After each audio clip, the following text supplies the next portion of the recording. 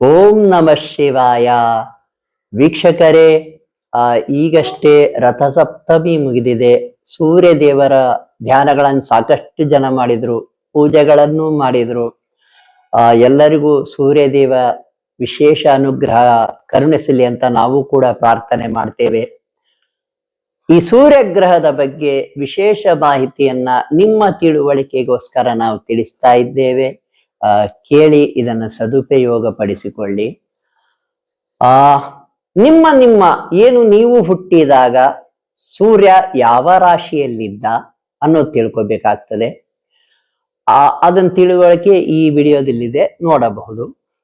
ನೀವು ಹುಟ್ಟಿದ ದಿನದಲ್ಲಿ ಯಾವ ರಾಶಿಯಲ್ಲಿ ಸೂರ್ಯ ಇದ್ದ, ಆ ಸೂರ್ಯನನ್ನ ಏನಂತ ಕರೀತಾರೆ ಶಾಸ್ತ್ರಗಳಲ್ಲಿ, ಮತ್ತು ಏನಂತ ಧ್ಯಾನಿಸಬೇಕು. ಆ ಸೂರ್ಯನನ್ನು ಇನ್ನಷ್ಟು ಶಕ್ತಿಗೊಳಿಸಲಿಕ್ಕೆ, ಅಥವಾ ಸೂರ್ಯನಿಂದ ನಿಮಗೆ ತೊಂದರೆ ಆಗ್ತಾ ಇದೆ ಸೂರ್ಯಗ್ರಹದಿಂದ ಅನ್ನೋದಾದ್ರೆ ಅದನ್ನ ಶಾಂತಗೊಳಿಸ್ಲಿಕ್ಕೆ ನೋಡಿ. ಅಕಸ್ಮಾತ್ ನೋಡಿ, ನಿಮ್ಮ ಲಗ್ನದಿಂದ 4ನೇ ಮನೆಯಲ್ಲಿ ಸೂರ್ಯನಿದ್ದು ಅದು ಪಾಪಗ್ರಹಗಳಿಂದ ನೋಡಲ್ಪಟ್ಟಿದ್ದರೆ, ಅಥವಾ ಪಾಪಗ್ರಹಗಳ ಜೊತೆ ಇದ್ದರೆ, ಉದಾಹರಣೆ ರಾಹು, ಕೇತು, ಶನಿದೇವರು, ಮಂಗಳ, ಈ ರೀತಿ ಎಲ್ಲ ಇದ್ರೆ ನೋಡಿ, ನೀವು ಮನೆ ಕಟ್ಸೋದು ತುಂಬಾ ತೊಂದರೆ ಆಗ್ತದೆ. ಅಥವಾ ಕಟ್ಟಿದ ಮನೆ ನೀವು ಕಟ್ಸಿರ್ತೀರಾ, ಮನೆಯನ್ನು ಮಾರ್ಕೊಂಡು ಹೋಗ್ಬಿಡಬಹುದು. ಈ ರೀತಿ ಎಲ್ಲ ಆಗ್ತಾ ಇರುತ್ತೆ. ಅದಕ್ಕಾಗಿ ಸೂರ್ಯಗ್ರಹದಿಂದ ಒಳಿತಾಗ್ತಾ ಇದ್ರೆ ಆ ಶಕ್ತಿಯನ್ನು ಇನ್ನಷ್ಟು ಹೆಚ್ಚುಗೊಳಿಸಲಿಕ್ಕೆ, ಮತ್ತು ಸೂರ್ಯನಿಂದ ಏನಾದ್ರೂ ತೊಂದರೆ ಆಗ್ತಿದ್ರೆ ಆ ತೊಂದರೆಯನ್ನು ಶಾಂತಗೊಳಿಸಲಿಕ್ಕೆ ಈ ವಿವರಣೆಯನ್ನು ತಿಳಿಸ್ತಾ ಇದ್ದೇವೆ. ನೋಡಿ, ಯಾರು ಅಕ್ಟೋಬರ್ 15ರಿಂದ ನವೆಂಬರ್ 15, ಹೆಚ್ಚು ಕಡಿಮೆ ಒಂದು ದಿನ ಆಯಾ ಮಾಸದಲ್ಲಿ ಹೆಚ್ಚು ಕಡಿಮೆ ಆಗ್ತಾ ಇರುತ್ತೆ. ಅಕ್ಟೋಬರ್ 15ರಿಂದ ನವೆಂಬರ್ 15ರಲ್ಲಿ ಹುಟ್ಟಿದ್ದಾರೆ ಅವರಿಗೆ ಸೂರ್ಯ ನೀಚನಾಗಿರುತ್ತಾನೆ. ಅಂದ್ರೆ ನೀಚ ಅನ್ನೋ ಪದದ ಅರ್ಥ ತುಂಬಾ ಶಕ್ತಿ ಕಡಿಮೆ ಇರುತ್ತದೆ. ಆ ಒಂದು ಮಾಸದಲ್ಲಿ ಏನು ಅಕ್ಟೋಬರ್ 15ರಿಂದ ನವೆಂಬರ್ 15ರ ಒಳಗೆ ಹುಟ್ಟಿರ್ತಕ್ಕಂಥ ವ್ಯಕ್ತಿಗಳಿಗೆ ಹೇಳ್ತಾ ಇದ್ದೇನೆ, ಆ ಸೂರ್ಯನನ್ನು ಏನಂತ ಕರೀತಾರೆ ಅಂದ್ರೆ ಹಿರಣ್ಯ ಗರ್ಭ ಅಂತ ಕರೆಯಲಾಗಿದೆ ಶಾಸ್ತ್ರಗಳಲ್ಲಿ. ಮತ್ತೆ ಆ ನೀಚತ್ವವನ್ನ ಕಡಿಮೆ ಮಾಡ್ಕೋಬೇಕು, ಆದ್ರೆ ಏನಾದ್ರೂ ತೊಂದರೆ ಆಗ್ತಾ ಇದ್ರೆ ಆ ತೊಂದರೆಯನ್ನ ಶಾಂತಗೊಳಿಸ್ಬೇಕು ಅಂದ್ರೆ ಏನಂತ ಧ್ಯಾನ ಮಾಡಬೇಕು. ಓಂ ಹಿರಣ್ಯ ಗರ್ಭಾಯ ನಮಃ, ಓಂ ಹಿರಣ್ಯ ಗರ್ಭಾಯ ನಮಃ, ಓಂ ಹಿರಣ್ಯ ಗರ್ಭಾಯ ನಮಃ. ಈ ರೀತಿ ಧ್ಯಾನ ಮಾಡಬೇಕಾಗ್ತದೆ. ನೋಡಿ, ನಾನು ಏನು ಸಲಹೆ ಕೊಡ್ತೀನಿ ಅಂದ್ರೆ, ಯಾರು ಈ ಅಕ್ಟೋಬರ್ 15ರಿಂದ ನವೆಂಬರ್ 15ರೊಳಗೆ ಹುಟ್ಟಿದ್ದೀರಾ, ಅವರ ಜಾತಕವನ್ನು ಸ್ವಲ್ಪ ಶಾಸ್ತ್ರಿಗಳಿಗೆ ತೋರಿಸ್ಬಿಡಿ. ಅಕಸ್ಮಾತ್ ಸೂರ್ಯ 1ನೇ ಮನೆಯಲ್ಲಿಯೋ 7ನೇ ಮನೆಯಲ್ಲಿಯೋ ಇದ್ರೆ, 2ನೇ ಮನೆಯಲ್ಲಿಯೋ ಈ ರೀತಿ 10ನೇ ಮನೆಯಲ್ಲಿ ಈ ರೀತಿ ಇದ್ಬಿಟ್ರೆ, 9ನೇ ಮನೆಯಲ್ಲಿ, 5ನೇ ಮನೆಯಲ್ಲಿ ಈ ರೀತಿ ಇದ್ರೆ, ಅಂದ್ರೆ ಒಳ್ಳೆ ಮನೆಗಳು ಮತ್ತು ರಾಂಗ್ ಸ್ಪಾಟ್ಗಳಂತ ಕರಿತೇವೆ, ಅಲ್ಲಿ ದುಸ್ಥಾನಗಳು ಅಂತ ಕರಿತೇವೆ. ಅಲ್ಲಿ ದುಸ್ಥಾನಗಳಲ್ಲಿ ಸೂರ್ಯ ಇದ್ರೆ ತುಂಬಾ ಒಳ್ಳೇದು, ಅದು ಕೂಡ ನೀಚ ಸೂರ್ಯ ಇದ್ರೆ ತುಂಬಾ ಒಳ್ಳೇದು. ನೀವೇನೂ ಮಾಡ್ಬೇಕಾಗಿಲ್ಲ, ನಿಮಗೆ ಸಕ್ಸಸ್ ಬರುತ್ತೆ. ಅದಕ್ಕಾಗಿ ಶಾಸ್ತ್ರಿಗಳ ಮುಖೇನ ನೀವು ತಿಳ್ಕೊಂಡ್ರೆ ತುಂಬಾ ಒಳ್ಳೇದು ಜಾತಕವನ್ನ. ಯಾರು ಅಕ್ಟೋಬರ್ 15ರಿಂದ ನವೆಂಬರ್ 15ರಲ್ಲಿ ಒಳಗೆ ಹುಟ್ಟಿದ್ದಾರೆ ಅವರಿಗೆ ಸೂರ್ಯ ಅತ್ಯಂತ ನೀಚನಾಗಿರ್ತಾನೆ. ಆದರೆ ಒಂದು ಕಂಡೀಷನ್ ಏನಪ್ಪಾ ಅಂದ್ರೆ, ಅದು ಆ ಸೂರ್ಯ 3ನೇ ಮನೆಯಲ್ಲಿ ಅಥವಾ 6ನೇ ಮನೆಯಲ್ಲಿ, ನಿಮ್ಮ ಲಗ್ನದಿಂದ 3ನೇ ಮನೆಯಲ್ಲಿ, 6ನೇ ಮನೆಯಲ್ಲಿ, 11ನೇ ಮನೆಯಲ್ಲಿ ಇದ್ರೆ ಅದು ತುಂಬಾ ತುಂಬಾ ವಿಶೇಷ, ಅದ್ವಿತೀಯ ಶಕ್ತಿಯನ್ನು ಕೊಡ್ತಾನೆ, ತುಂಬಾ ಸಕ್ಸಸ್ ಅನ್ನು ಕೊಡ್ತಾನೆ. ಆಯಾ ಜಾತಕಗಳ ಒಂದು ಅನುಸಾರವಾಗಿ ನಿಮ್ಮ ಶಾಸ್ತ್ರಿಗಳು ತಿಳಿಸ್ತಾರೆ ನಿಮಗೆ. ಹಾಗೆಯೇ ನೋಡಿ, ಅಕಸ್ಮಾತ್ 1ನೇ ಮನೆ 2ನೇ ಮನೆ ಶುಭ ಸ್ಥಾನಗಳು ಅಂತ ಏನ್ ಕರಿತೇವೆ, ಒಳ್ಳೆ ಸ್ಥಾನಗಳು, ಅಲ್ಲಿ ಇದ್ಬಿಟ್ರೆ ನಿಮಗೆ ತೊಂದರೆ ಆಗ್ತಾ ಇರುತ್ತೆ. ಅವಾಗ ನೀವು ಓಂ ಹಿರಣ್ಯ ಗರ್ಭಾಯ ನಮಃ ಅಂತ ಧ್ಯಾನ ಮಾಡಿದ್ರೆ ಸೂರ್ಯನನ್ನ ತುಂಬಾ ಒಳಿತು. ನೋಡಿ, ದಿನವೂ ಮಾಡೋಕ್ಕಾಗಲ್ಲ ಅಂದ್ರೆ ಭಾನುವಾರ ಹೇಗಿದ್ರೂ ರಜೆ ಇರುತ್ತೆ, ಆವಾಗ ಹೆಚ್ಚು ಕಡಿಮೆ ಒಂದು 6 ಗಂಟೆಗೆ ಎದ್ಬಿಟ್ಟು ಆಗ ಸೂರ್ಯನನ್ನು ನೋಡ್ತಾ ಒಂದು ಅಗರಬತ್ತಿ ಊದ್ಬತ್ತಿಯನ್ನ ಬೆಳಗ್ಬಿಟ್ಟು, ನೀವೇನು ಅರ್ಘ್ಯ ಕೊಡಕ್ ಬರಲ್ಲ ಅಂತ ಏನ್ ಚಿಂತೆ ಮಾಡಕ್ ಹೋಗ್ಬೇಡಿ. ಸುಮ್ನೆ ಸೂರ್ಯನಿಗೆ ಒಂದಿಷ್ಟು ಆ ಊದ್ಬತ್ತಿಯನ್ನು ಬೆಳಗ್ಬಿಟ್ಟು ಕೈ ಮುಗ್ಬಿಟ್ಟು ನೀವು ಧ್ಯಾನಿಸಿದ್ರೆ ಸಾಕು. ಯಾಕೆಂದರೆ ನಮಸ್ಕಾರ ಪ್ರಿಯನಾಂ ಭಾಸ್ಕರ.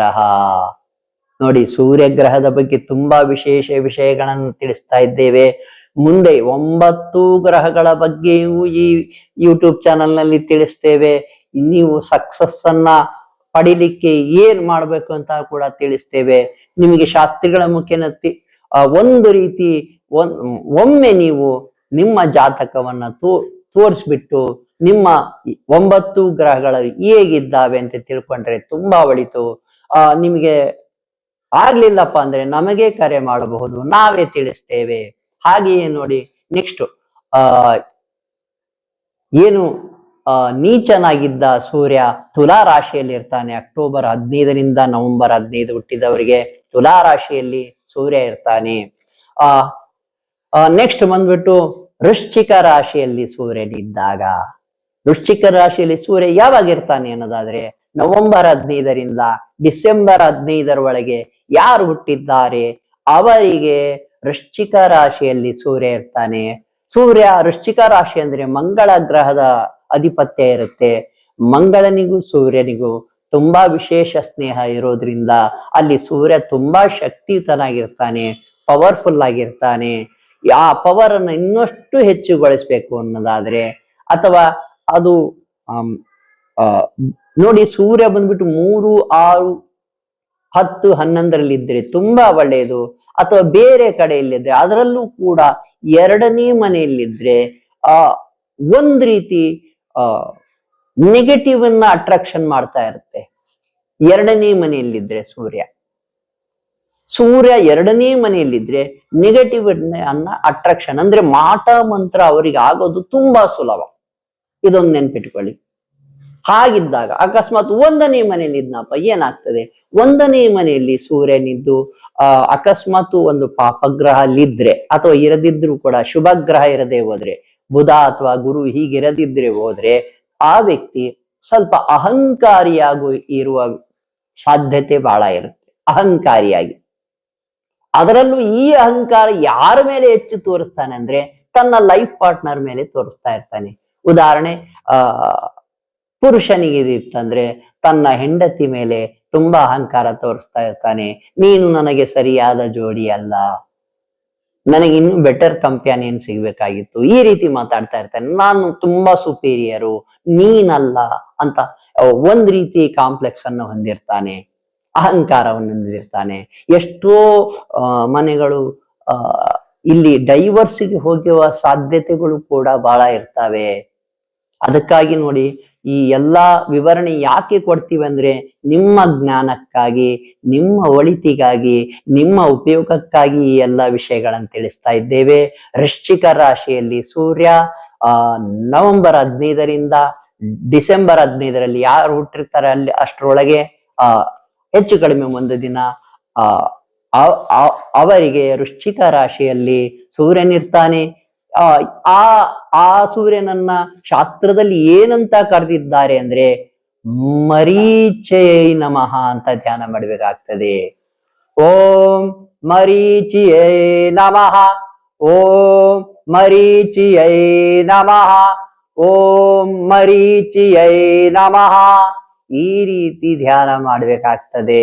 ಹೀಗೆ ಮಾಡೋದ್ರಿಂದ ನಿಮ್ಮ ಸೂರ್ಯ ಇನ್ನಷ್ಟು ಶಕ್ತಿಯುತ ಆಗ್ತಾನೆ, ನಿಮಗೆ ಒಳಿತನ್ನು ಮಾಡ್ಲಿಕ್ಕೆ ಸ್ಟಾರ್ಟ್ ಮಾಡ್ತಾನೆ ನಿಮ್ಮ ಬದುಕಿನಲ್ಲಿ. ಹಾಗೆಯೇ ನೋಡಿ, ಈಗ ತುಲಾ ರಾಶಿ ತಿಳಿಸಿದ್ದಾಯ್ತು, ವೃಶ್ಚಿಕ ರಾಶಿ ಸೂರ್ಯನನ್ನು ತಿಳಿಸಿದ್ದಾಯ್ತು. ನೆಕ್ಸ್ಟ್ ಧನುರ್ರಾಶಿಯ ಸೂರ್ಯನನ್ನು ತಿಳಿಸ್ತಾ ಇದ್ದೇವೆ. ಧನುರ್ರಾಶಿಯಲ್ಲಿ ಸೂರ್ಯ ಯಾವಾಗ ಇರ್ತಾನಪ್ಪ ಅಂದ್ರೆ, ಯಾರ ಜಾತಕದಲ್ಲಿ ಇರ್ತಾನಂದ್ರೆ ಡಿಸೆಂಬರ್ 15ರಿಂದ ಜನವರಿ 15ರವರೆಗೆ ಯಾರು ಹುಟ್ಟಿರ್ತಾರೆ ಹೆಚ್ಚು ಕಡಿಮೆ ನೋಡಿ, ಮಕರ ಸಂಕ್ರಮಣ ಅಂತ ಕರಿತೇವೆ. ಜನವರಿ 14ಕ್ಕೂ ಬರುತ್ತೆ, ಒಮ್ಮೊಮ್ಮೆ 15ಕ್ಕೂ ಬರುತ್ತೆ. ಹೆಚ್ಚು ಕಡಿಮೆ ತಗೊಳ್ಳಿ, ಒಂದು ದಿನ ಹೆಚ್ಚು ಕಡಿಮೆ ಇರುತ್ತೆ ಯಾವಾಗ್ಲೂ. ಅದಕ್ಕಾಗಿ ಒಂದಿನ ಹೆಚ್ಚು ಕಡಿಮೆ ಅಂತ ಯಾವಾಗಲೂ ತಿಳಿಸ್ತಾ ಇದ್ದೇನೆ.